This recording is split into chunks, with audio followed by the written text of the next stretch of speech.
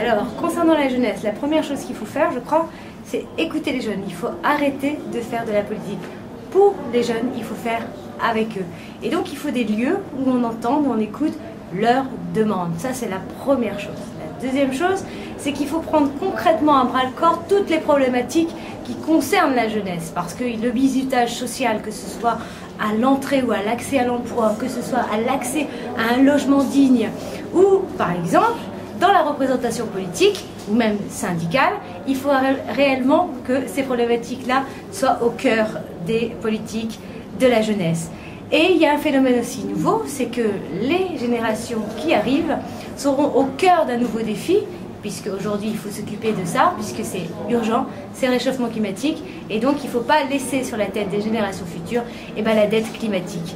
Donc la première chose, pour faire face au bizutage social, il faut vite régler justement la question de l'accès à réellement l'emploi. Pour cela, il faut réellement investir sur un véritable projet d'éducation populaire, dans laquelle on mettra un véritable ministère qui rappellera une formation tout au long de sa vie. Et oui, ce n'est pas parce qu'on n'a pas réussi à l'école qu'on ne peut pas s'en sortir. Bien au contraire, on peut réintégrer tout au long de sa vie une formation pour pouvoir s'épanouir. Ça, c'est la première chose.